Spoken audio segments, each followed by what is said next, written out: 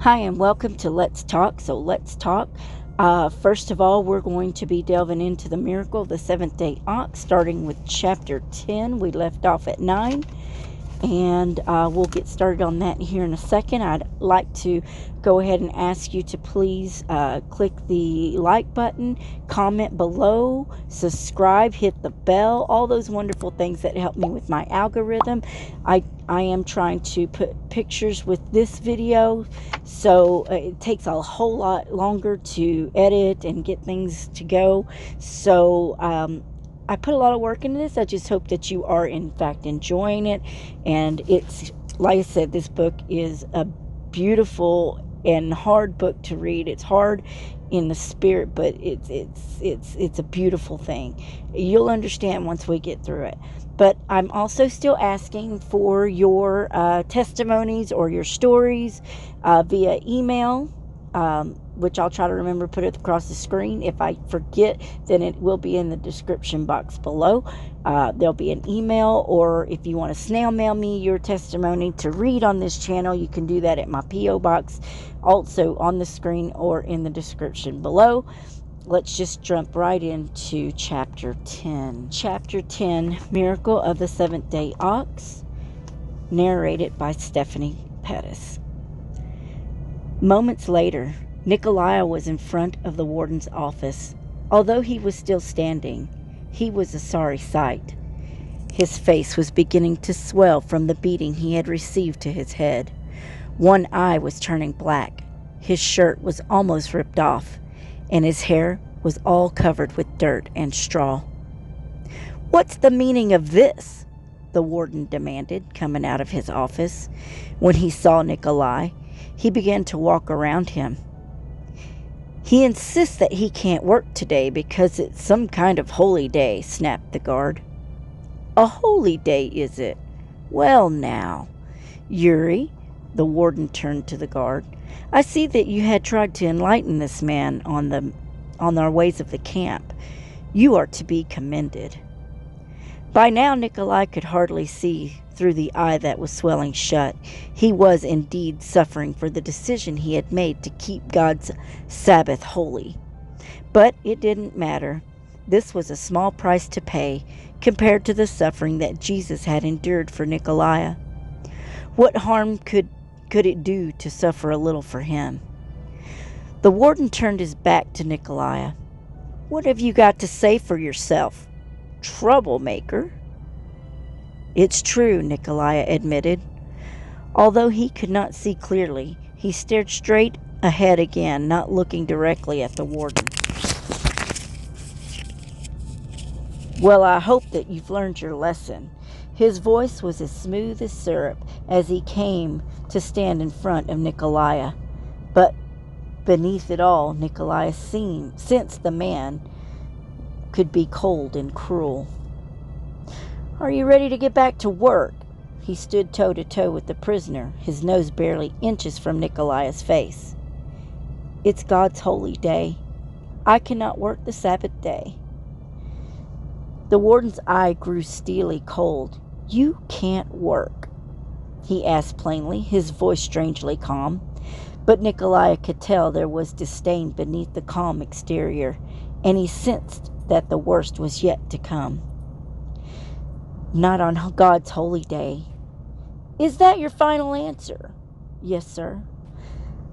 The consequences will be severe." The warden's voice was still even, but the tension was building.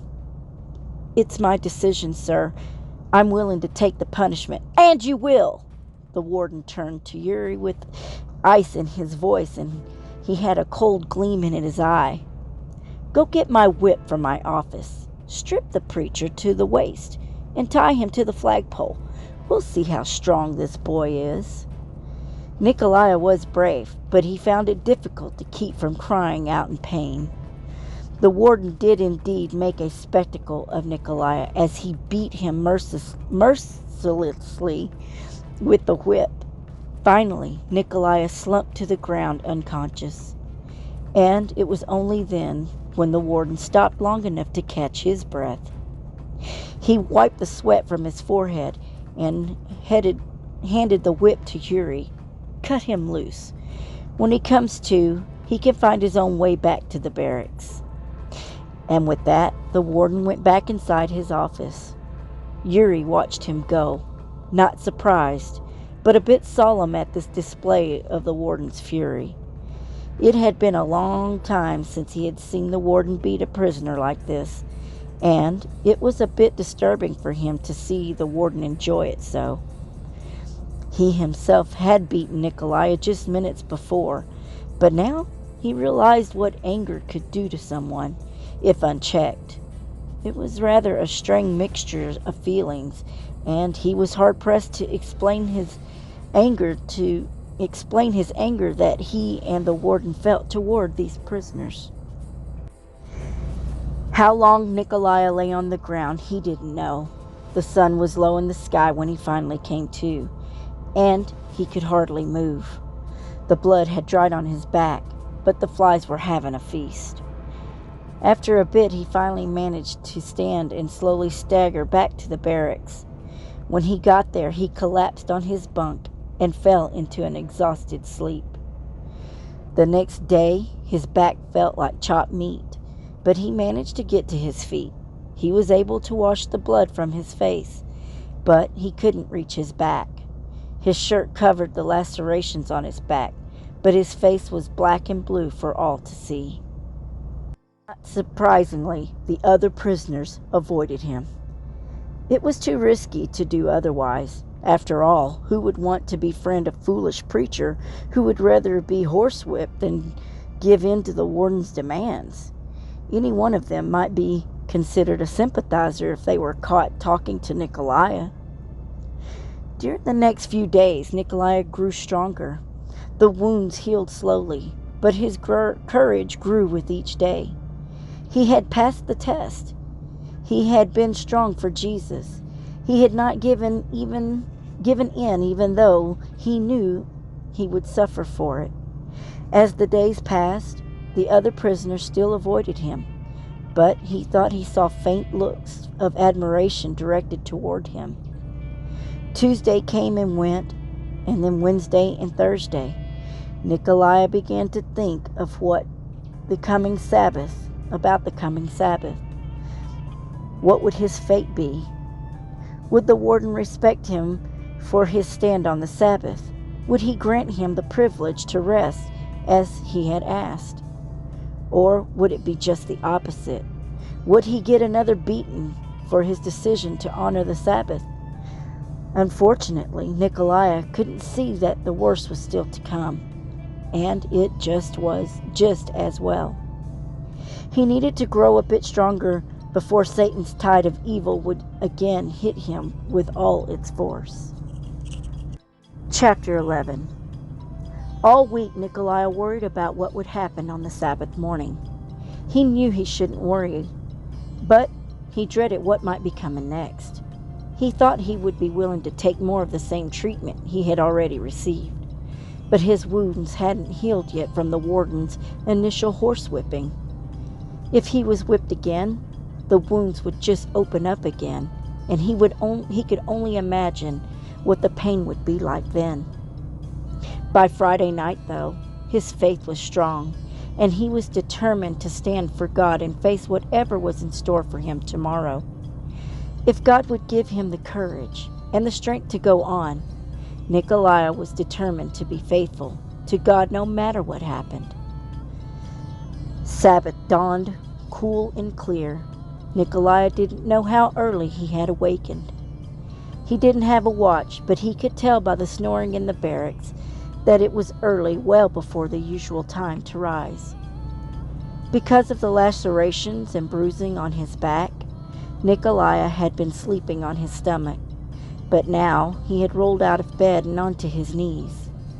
"Please, Lord," he prayed, "let me be worthy of the persecution that might be coming my way today. I know it's a small thing compared to what you did for me, but I'll gladly do it." How long he stayed on his knees, he couldn't say, but suddenly, Yuri's grovelly voice was waking everyone in the barracks as though it was the judgment day. "On your feet, men! Out of those beds!" Yuri gave a few of the beds a jarring kick, sending prisoners flying out of them in a hurry. Nikolai jumped to his feet too, but not before Yuri noticed him. "Well now, Panchuk, it's nice to see that you're not going to have any foolishness this morning. I can see that you've come to your senses." Nikolai smiled weakly, but said nothing. He knew trouble was already on its way. But what should he say? No matter what he said, the whole thing was going to blow up in his face. All the soldiers filed out into the working morning sunshine and waited for their orders after roll call. The officer in charge of the camp maintenance and repairs read down through a list of the tasks for the day. Several of the prisoners in Nikolai's barracks were to work with a crew that would be helping to butcher some reindeer meat brought in the day before. The dozen or so animals had somehow split off from a larger herd and migrated west towards the camp, where the guards spotted them through the field glasses. Other prisoners were sent to cut new sod and to build yet another barrack that was soon to go up. It had been rumored that another batch of prisoners would be coming in the next month, and the current barracks were already bursting to overflowing. "And Panchuk," Yuri looked straight at Nikolai, "you are to report to Vadim immediately after breakfast. He needs to do some roof repairs in the mess hall." Nikolai looked straight ahead. The moment he feared most had arrived, and of course, he wasn't surprised. Would the confrontations and beatings start all over again? "Well, what are you waiting for?" Yuri demanded as Nikolai looked straight ahead and didn't offer to move. He opened his mouth to speak, but then closed it again. What was the use? They were going to mistreat him anyway, no matter what he said. But then he remembered his promise to God that he would speak for the Lord wherever he was sent or in whatever he was asked to do. Nikolai took a deep breath. "I cannot work today because it's the seventh-day Sabbath of my Lord God." The guard's face took on shock and look of exasperation, but then turned into annoyance. "Preacher man, you've got to be kidding," he blurted. The other prisoners stared at Nikolai and shook their heads silently. Yuri finally overcame his silence and snorted. "You've decided to be stupid again, have you? Well, we'll see about that." He grabbed Nikolai by the arm and marched him off to the warden's office, and then left him standing in the hallway just outside the imposing doorway. Nikolai finally dredged up enough courage to knock on the door. Maybe the warden wasn't in yet, Nikolai hoped.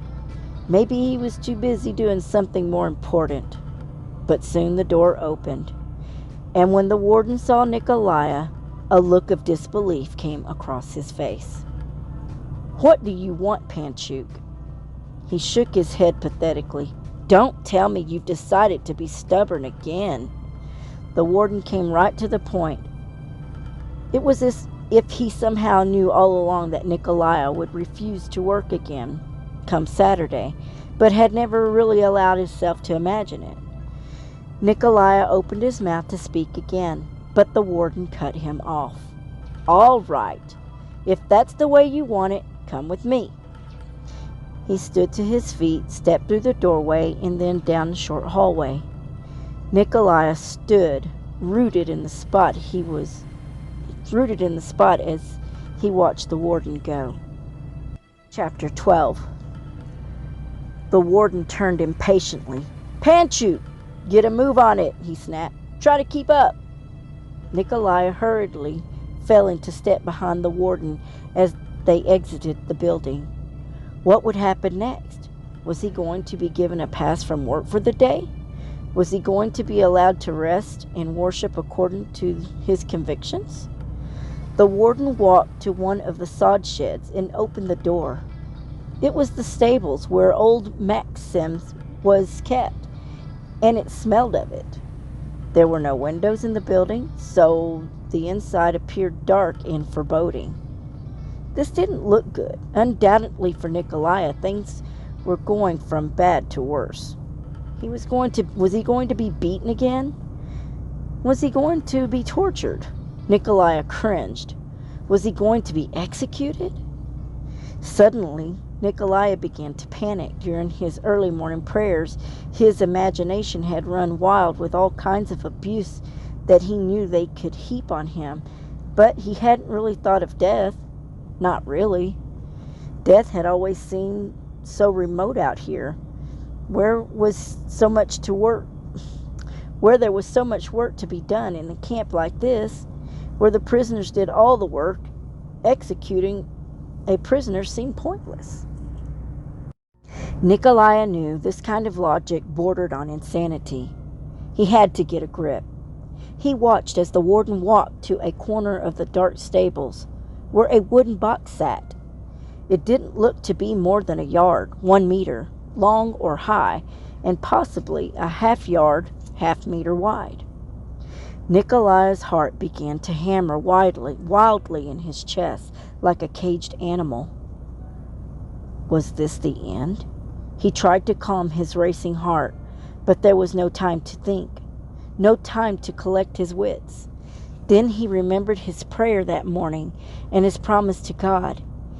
He had pledged himself to suffer anything for God, so why not now? Why not this? Whatever the warden had in store for him, it couldn't be worse than what Jesus had suffered for him. The warden lifted the top off the wooden box. Even in the dim shadows of the sod stable, Nikolai could see that the box was empty. "Get in," the warden ordered. "Get in?" Nikolai echoed. The warden didn't reply, but motioned with his head toward the crate. "The box? I'm supposed to get in the box? Do I need to spell it out for you?" "Yes, you're supposed to get in the box," the stable echoed with stillness of the moment. "Now get moving. I don't have all day."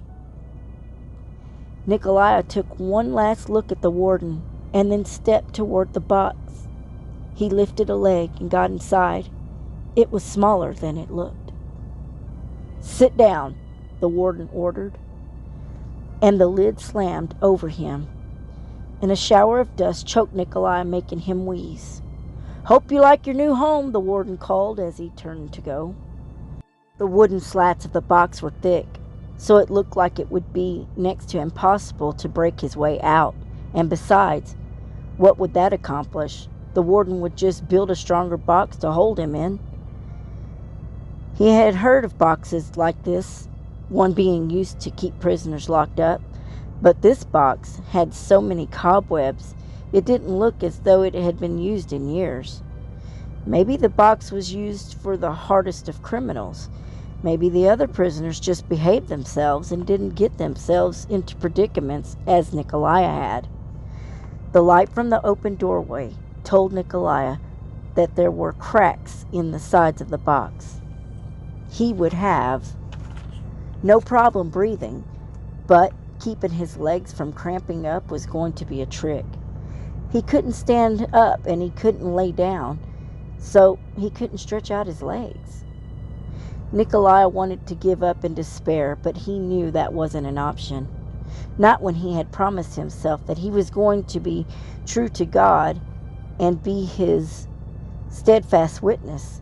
Suffering was the least of his worries. Failing to trust in God was a bigger concern right now. Nikolai closed his eyes and leaned against the inside wall of the box. He knew this was not going to be a pleasant experience. In fact, it promised to be a downright excruciating experience.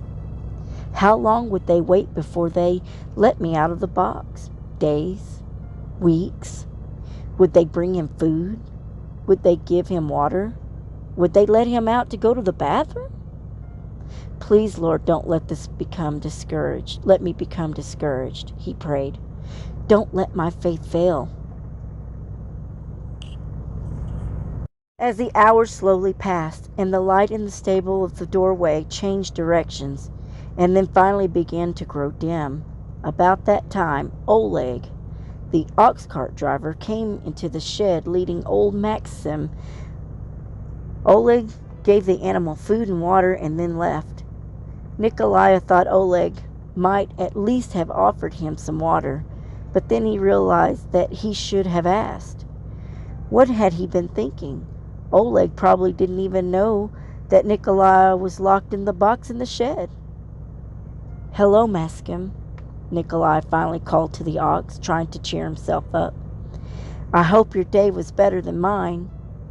As Nikolai sat in the box, he could hear the old ox munching the sedge grass in his manger. He thought about how hard the ox had to work as a beast of burden every day, and he even found himself feeling sorry for the ox. Right now, though, he thought he would gladly change places with the ox, even if he had to pull an ox cart loaded with water barrels all the way from the spring. It would be better than sitting in this box all day. Chapter 13. As darkness settled in, the mosquitoes came in droves. They bit at Nikolai's neck and face until he finally stopped swatting at them and gave up the fight. Right now, the worst thing about being in the box was the mosquitoes, but he sensed that not being able to stretch his legs was going to be a nightmare. Eventually, he dozed. He didn't sleep well with the mosquitoes everywhere, but he did doze off. Somewhere in the night, he awoke and couldn't go back to sleep. His mouth was dry. He hadn't had water all day, and he wondered when they would bring him some. Had the guards forgotten that he would need water? He was hungry too.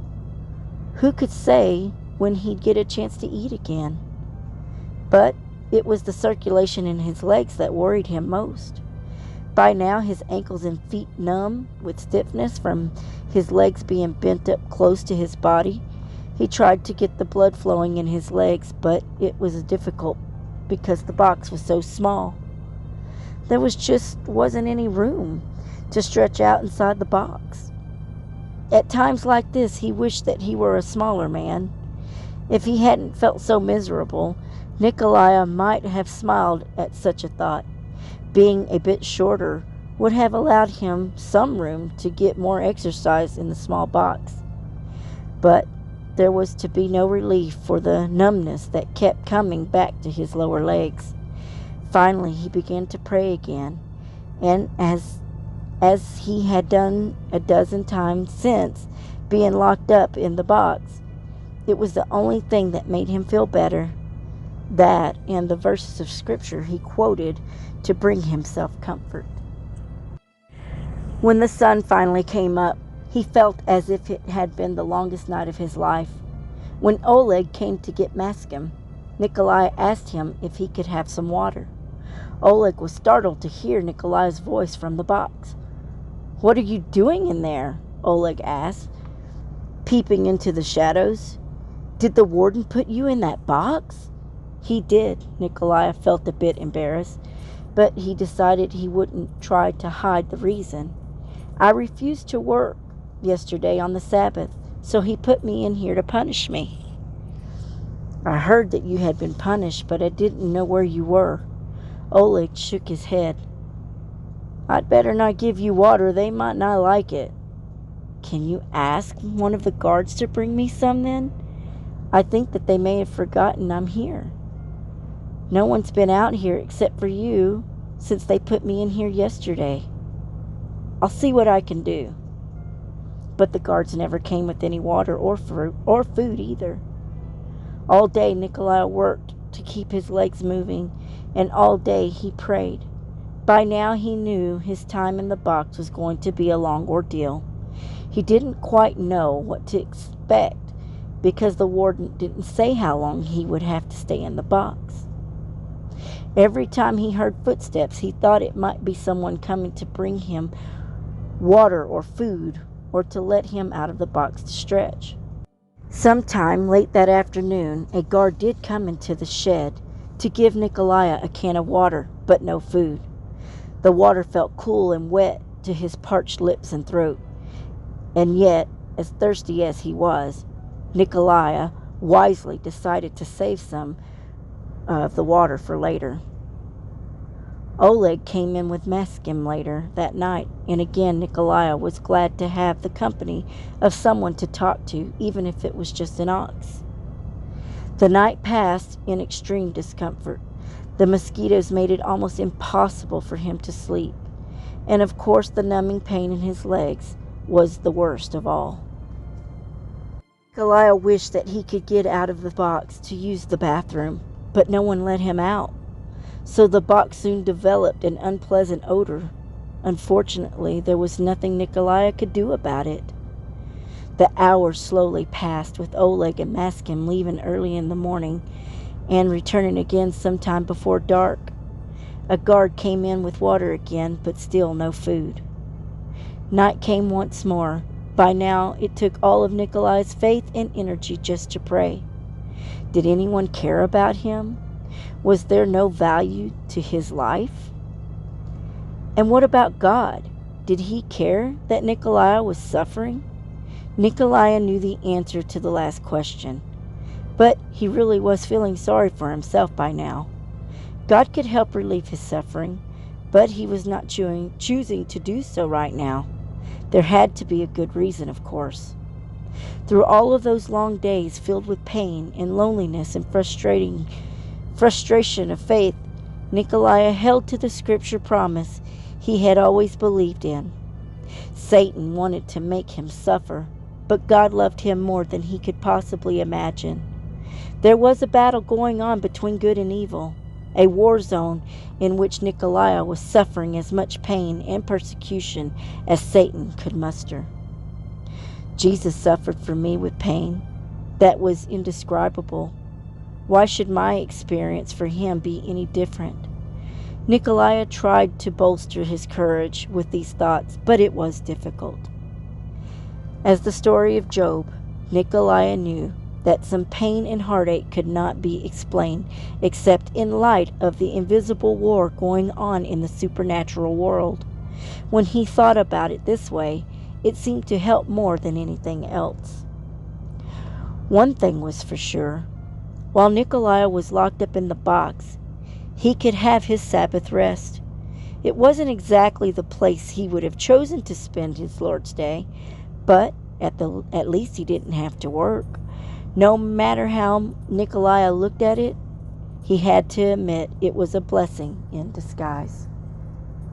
Okay, thank you for joining me for the Miracle of the Seventh-day Ox.